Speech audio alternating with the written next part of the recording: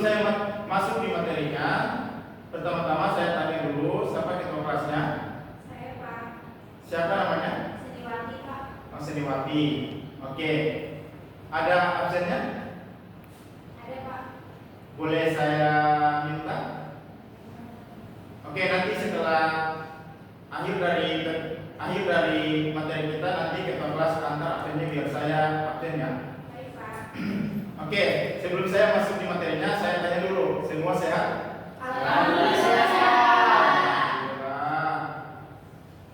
Baik, kita langsung saja terkait dengan materinya, terkait dengan pertumbuhan dan perkembangan.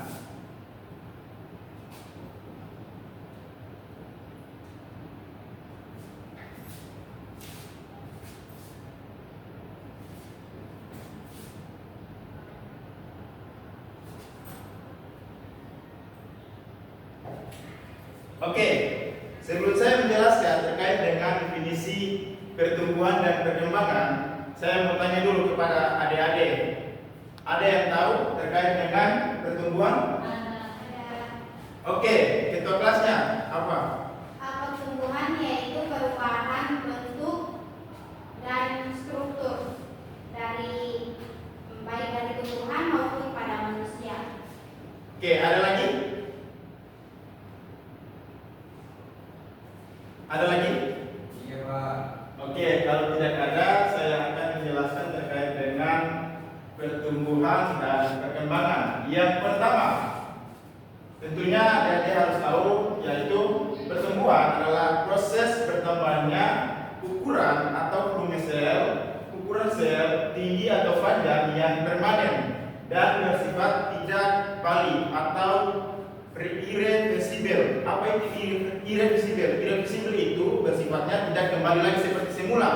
Nah, contoh ketika tumbuhan yang tumbuh 5 cm yang awalnya 5 cm dan akan tumbuh menjadi 10 cm. Nah, dan tumbuhan ini dia bersifat irreversibel. Irreversibel ini artinya tidak dapat kembali seperti semula. Paham ya? Nah, itu mengenai proses pertumbuhan. Nah, selanjutnya kita masuk di proses perkembangan. Ya, perkembangan. Nah, ada yang tahu proses perkembangan? Oke, saya jelaskan. Proses perkembangan adalah proses menuju kedewasaan atau kematangan fungsi organ. Contohnya itu ketika tumbuhan menghasilkan yang namanya buah. Nah, jadi ketika tumbuhan tumbuh besar dan akan mengalami kedewasaan. Nah, akan mengalami kedewasaan itu akan munculnya bunga. Bunga ketika terjadi perkawinan, bertemunya tepung polen dan kepala putih akan menghasilkan buah. Nah, akan menghasilkan buah terus buah itu akan mengalami kematangan atau masak dan jatuh kembali di bawah tanah. Nah, perkembangan ini akan disebut sebagai reversibel.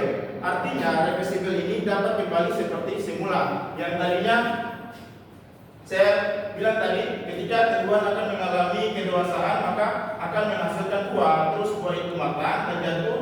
Nah, akan tumbuh kembali seperti semula, seperti yang awalnya tumbuh yang 5 cm dan 10 cm tadi itu. Nah, paham ya? Paham, Pak. Oke, selanjutnya kita masuk di perkecambahan. Nah, tadi adik-adik sudah tahu, yaitu ketika buah mengalami kematangan dan jatuh ke atas tanah. Nah, ini adalah proses perkecambahan yang awalnya bagaimana buah itu dia tumbuh, mengalami proses pertumbuhan dan menjadi tumbuhan yang lebih tinggi. Nah, jadi benih, contohnya benih kacang. Nah, benih kacang ketika adik-adik siram dengan air. Nah, adik-adik tanam, terus adik-adik siram dengan air. Nah, di situ benih akan mengalami proses minumnya air, proses penyerapan. Nah, proses penyerapan ini disebut dengan imbibisi. Nah, apa itu imbibisi? Imbibisi itu minumnya apa ya? Minumnya air, minumnya benih ke minumnya air ya. Ya, proses minumnya benih begitu. Proses penyerapan benih air begitu. Nah, jadi imbibisi ini kalau dalam bahasa biologi itu namanya imbibere. Nah, selanjutnya ketika benih ini sudah terserap air, maka dia akan mengaktifkan hormon. Hormon apa? Hormon gibberellin. Hormon gibberellin itu. Nah, ketika hormon gibberellin itu sudah aktif, maka dia akan mengaktifkan 3 enzim lainnya. Nah, yang pertama protease, lipase, dan amilase. Nah, ketiga enzim ini mengalami pemecahan molekul yang berbeda-beda. Nah, yang pertama itu lipase, dia akan memecahkan molekul lemak, dan amilase dia akan memecahkan molekul amilum, dan protease dia akan memecahkan molekul protein. Nah, ketika dia sudah akan mengaktifkan enzim gibberellin, maka dia akan mengaktifkan 3 enzim lainnya, lipase, amilase, dan protease. Nah, ketiga enzim ini mempunyai fungsi molekul yang berbeda-beda yang tadi saya sudah katakan. Nah, ketika enzim ini bekerja, dia akan menghasilkan cadangan makanan. Nah, cadangan makanan itu dia akan menghasilkan energi. Nah, energi ini maka akan apa itu energi? Nah, harus teman-teman tahu bahwa energi itu adalah ATP. Adenosine fosfat. Nah, energi. Nah, ketika dia sudah akan menghasilkan energi. Nah, ketika dia sudah akan menghasilkan energi, maka muncullah calon apa? Calon daun. Nah, calon daun dan calon akar. Calon daun itu artinya plumula dan radikula.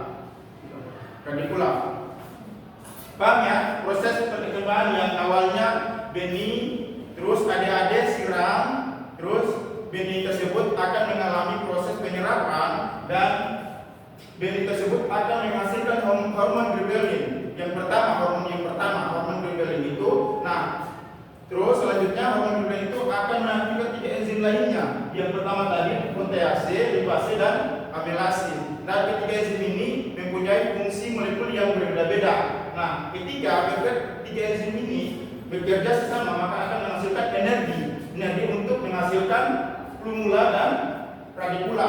Plumula itu calon akar dan radikula calon.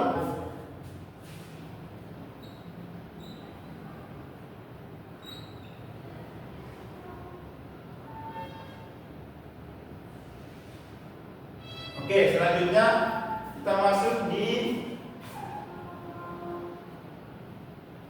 jenis-jenis perkecambahan. Di sini ada 2 jenis-jenis perkecambahan, epigel dan hipogel. Nah, sebelum saya menjelaskan terkait dengan perkecambahan epigel dan hipogel, saya bertanya dulu kepada anak-anak nih, adik-adik nih, ada yang tahu terkait dengan jenis epigel dan hipogel? Belum? Oke, kalau belum ada ya saya akan menjelaskan terkait dengan jenis perkembangan epigel dan hipogel. Nah, tentunya adik-adik harus tahu bahwa epigel itu terjadi ketika pemakanan daun lembaga atau kotil sehingga mengakibatkan daun lembaga dan kotiledonnya terangkat di atas tanah. Jadi ketika adik-adik menanam benih kacang, maka daun lembaganya itu terangkat di atas permukaan tanah. Apa itu epi? Epi itu atas, kalau hipo itu bawah. Nah, daun lembaganya terangkat di atas permukaan tanah. Nah, contoh pada tumbuhan epigel itu terdapat pada tumbuhan kacang, apalagi? Buncis, kedelai. Nah, pada tumbuhan-tumbuhan dikotil. Nah, sementara hipogel adalah terjadi karena pemakanan luas batang epiketil sehingga daun lembaga itu tertarik ke atas sana, tetapi kotiliernya tetap di dalam tanah. Nah, jadi apa itu hipo? Yang saya sudah jelaskan tadi bahwa hipogel itu dia daun lembaganya di bawah permukaan tanah. Nah, contohnya pada tumbuhan monokotil. Nah, jagung, kedelai. Nah, padi. Nah, jadi pada tumbuhan-tumbuhan monokotil ya kelapa juga masuk. Paham ya?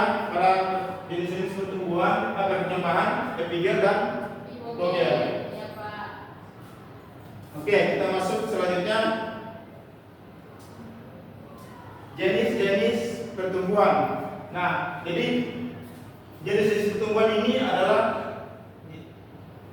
jenis-jenis pertumbuhan ini saya bagi dua, yaitu yang pertama pertumbuhan primer dan pertumbuhan sekunder. Ada yang tahu pertumbuhan primer dan pertumbuhan sekunder? Oke, kalau tidak ada yang tahu, saya akan jelaskan pertumbuhan. Oh ya, saudari Atika, silakan. Pertumbuhan primer adalah proses pertumbuhan yang terjadi pada ujung akar dan batang, dimulai dari awal tumbuhan tumbuh hingga selesainya diferensiasi jaringan, Pak. Oke, baik, terima kasih Atika. Ada lagi yang mau jelaskan jenis pertumbuhan primer dan pertumbuhan sekunder? Nah, jadi pertumbuhan primer adalah pertumbuhan yang mengikuti arah datangnya cahaya matahari. Jadi dia akan mengikuti cahaya matahari. Kenapa dia mengikuti cahaya matahari? Karena di ujung batang itu ada jaringan maristem.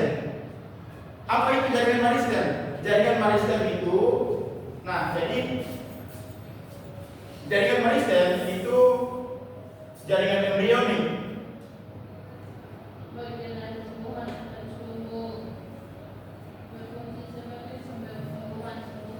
Nah, jaringan embrionik. Apa itu jaringan embrionik? Jaringan yang pada saat ujung batangnya itu masih muda. Nah, di situ hormon auksin akan bekerja. Nah, ketika jaringan maristem itu telah aktif, maka hormon auksin ketika jaringan maristem melakukan pembelahan, maka dia akan mengaktifkan hormon auksin. Nah, hormon auksin itu maka dia akan disalurkan di pangkal batang sehingga batang tersebut itu menjadi panjang atau tumbuh ke arah datangnya cahaya matahari. Nah, begitu pula juga pada akar.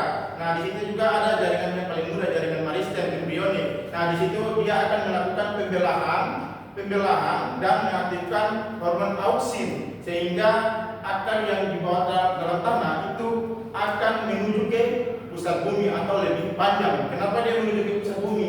Karena dia mencari unsur hara dan air, sehingga tumbuhan tersebut itu dia menjadi tumbuh besar. Paham ya pertumbuhan primer?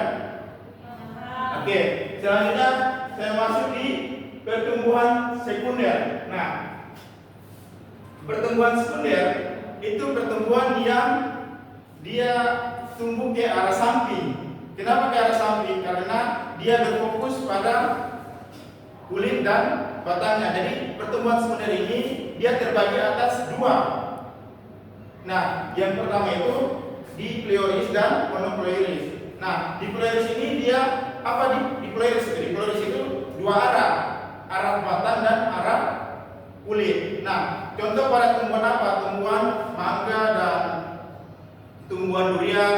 Nah, itu pertumbuhan sekunder. Nah, ketika pertumbuhan sekunder itu pertumbuhan sekunder itu dia akan berfokus pada batang dan kulit. Itu pada tumbuhan dikotil. Nah, sementara pertumbuhan sekunder yang monokotil itu dia akan berfokus pada batang saja. Sehingga batang itu dia membesar tapi kulitnya tipis. Nah, pada tumbuhan monokotil itu ada apa saja? Pada tumbuhan kelapa dan pinang, tumbuhan palem juga masuk. Nah, itu pertumbuhan yang sekunder, tetapi dia hanya berfokus pada batang saja, sehingga batangnya besar, tetapi kulitnya tidak, kulitnya tipis, tetap tipis. Nah, kenapa batangnya besar? Karena di situ ada lingkaran tahun. Nah, ketika kalau adik-adik jalan terus ada yang menebang pohon, di tengah-tengahnya itu ada lingkaran-lingkaran tahun. Nah, disitulah kalau adik-adik mau tahu apa ya umur dia, usia pohon, di situ ada lingkaran-lingkarannya. Jadi adik-adik tinggal hitung saja di situ. Paham ya? Oke, itu saja materi terkait dengan pertumbuhan dan perkembangan. Nah, selanjutnya Bapak akan bagikan LKPD yang nantinya adik-adik isi LKPD itu dan jawab nanti. Nanti saya akan bagikan kelompok. Dan di sini ada berapa ya? 2, 4, 6, 7. Nanti saya akan berkelompok 2 kelompok saja. Di dalam satu kelompok itu ada berisi 3 orang atau 4 orang. Nah, di situ nanti dari masing-masing kelompok akan isi LKPD dan presentasi mewakili 1 orang saja presentasinya. Paham ya? Oke. Bentar ya, saya bukakan LKPD-nya. Oke. Jadi adik-adik saya akan bagikan kelompok 2 kelompok. Di dalam satu kelompok itu berisi 3 orang atau 4 orang. Dan nantinya adik-adik akan menjawab terkait dengan pertanyaan-pertanyaan yang ada di LKPD. Di sini ada nama kelompok dan anggotanya, nanti ditulis. Nah, di sini ada tujuan pembelajaran peserta didik dapat menentukan faktor-faktor yang mempengaruhi yang berpengaruh pada pertumbuhan dan perkembangan pada tumbuhan. Nah, di sini yang kedua, peserta didik dapat melakukan percobaan tentang pengaruh intensitas cahaya matahari terhadap pertumbuhan dan keberlangsungan hidup tumbuhan. Nah, di sini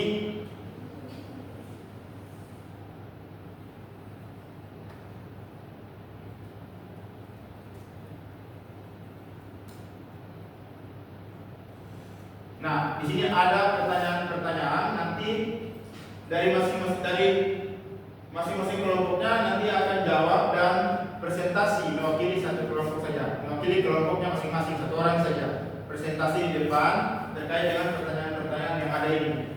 Oke, ini 1 kelompok. Mana Simon sedikit, cepat.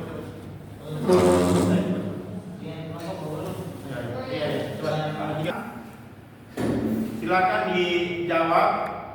Selanjutnya nanti akan presentasi dari masing-masing kelompok. Silakan dikerjakan sekarang. Nanti adik-adik jawab sesuai dengan pertanyaan yang sudah dilontarkan oleh saya ya. Oke. Silakan. Saya beri waktu. Saya beri waktu 5 menit dari sekarang.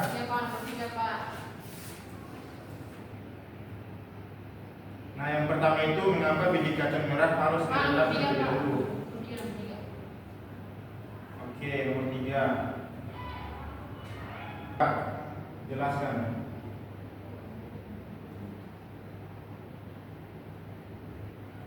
Nah, oke, waktunya sudah habis. Selanjutnya saya beri kesempatan dari masing-masing kelompok, dari perwakilannya dari masing-masing kelompok. Yang saya tidak akan tunjuk lagi siapa yang mau maju, kelompok mana yang duluan, silakan. Yang sudah siap silakan maju di depan untuk presentasi yang hasil dari kerjaan dari masing-masing. Silakan. Saya Pak. Oke, silakan. Perkenalkan kelompok berapa dan nama siapa. Silakan langsung jawab pertanyaan yang tadi. Oke, terima kasih untuk kesempatannya Pak. Oke, silakan. Perkenalkan, saya dari kelompok 1. Di sini saya akan menjawab tentang pertanyaan nomor 1. Mengapa biji kacang merah harus direndam terlebih dahulu? Oke.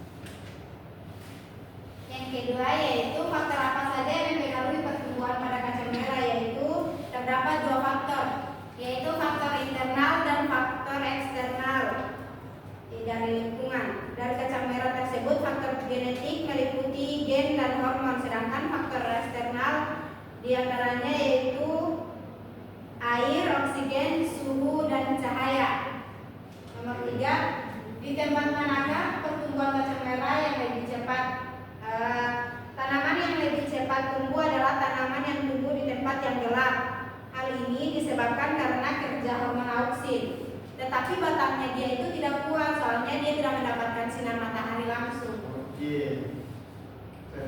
Selanjutnya yaitu apakah tipe perkecambahan pada kacang merah. Jadi tipe perkecambahan pada kacang merah yaitu tipe perkecambahan epigel karena ekotiledonnya itu terletak di bagian atas permukaan tanah, jadi dia terangkat ke atas. Oke, terima kasih. Tepuk tangan dulu.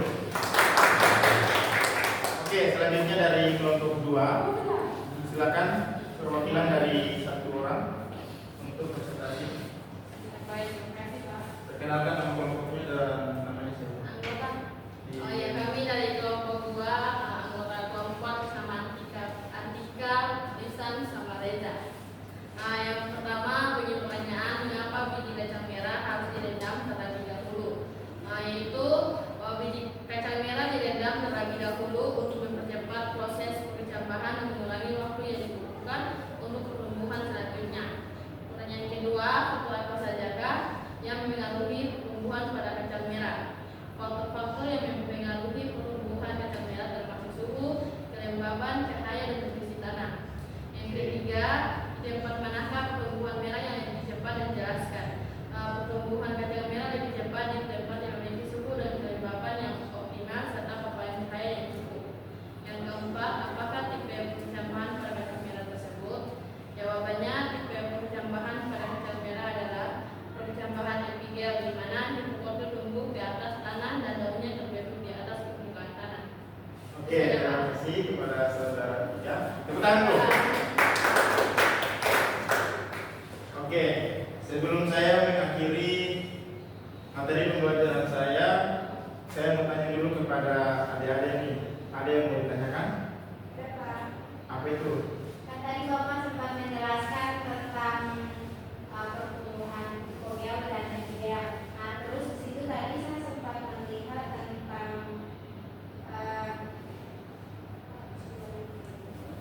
buat slide ya, yang itu.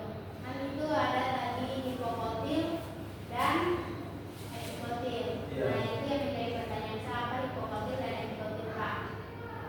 Ya, baik. Terima kasih kepada Senurati. Nah, apa itu hipo dan yang dimana? Epikotil. Oke, hipokotil dan epikotil. Nah, jadi mohon maaf ya, tulisannya yang tersalah, mungkin epigel sama hipo bukan apa.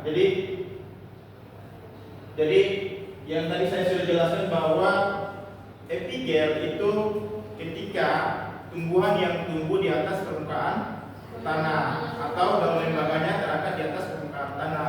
Sementara hipogel itu tumbuhan yang tumbuh di bawah permukaan tanah atau daun lembaganya tetap menetap di bawah permukaan tanah, tapi dia tumbuh saja tetap keluar ya. Jadi konsepnya tetap keluar, tapi daun lembaganya tetap di bawah permukaan tanah.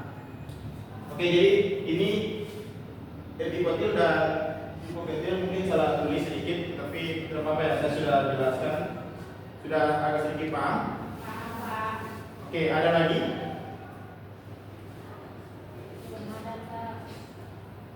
Oke, kalau tidak ada, sebelum saya menutup materi pembelajaran saya akan simpulkan materi dari awal tadi.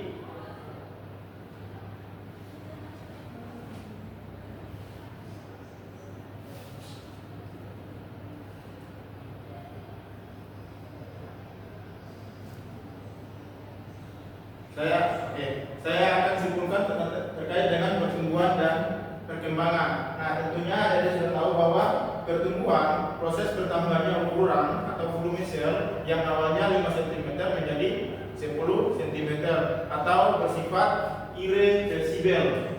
Nah, sementara perkembangan ketika tumbuhan yang tumbuh dan dewasa dan akan mengalami ketika tumbuhan yang tumbuh dan akan mengalami kedewasaan, maka munculnya bunga itu akan menghasilkan buah, dan perkembangan ini dia bersifat reversibel atau dapat kembali seperti semula. Nah, selanjutnya yaitu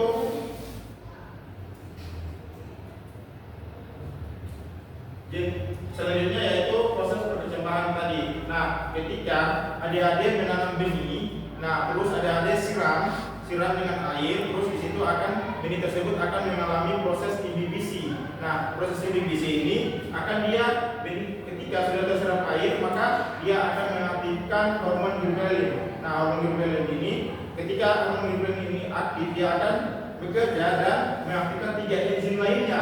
3 enzim lainnya apa? 3 enzim lainnya yaitu protease dan lipase dan amilase. Nah, ketika 3 enzim ini berfungsi atau memecahkan 3 molekul tersebut, dia akan menghasilkan energi. Nah, energi itu akan mengeluarkan plumula dan radikula. Oke, selanjutnya yaitu jenis-jenis perkecambahan tadi. Nah, jenis-jenis perkecambahan ini yaitu terbagi atas 2, epigel dan hipogel. Epigel itu daun lembaganya terangkat di atas permukaan tanah dan hipogel itu daun lembaga di bawah permukaan tanah. Nah, selanjutnya jenis-jenis pertumbuhan. Di sini jenis pertumbuhan terbagi atas 2, yaitu pertumbuhan primer dan pertumbuhan sekunder. Oke, sudah paham ya? Oke, sebelum saya menutup lagi, saya akan beritahu kepada adik-adik nanti mereview kembali terkait dengan materi pertumbuhan dan perkembangan. Karena minggu depan Bapak akan mengisi materi terkait dengan reproduksi pada tumbuhan. Oke, bisa mengerti ya? Oke, saya akhiri materi pada hari ini. Akhir kata, wabillahi taufiq wal hidayah. Wassalamualaikum warahmatullahi wabarakatuh.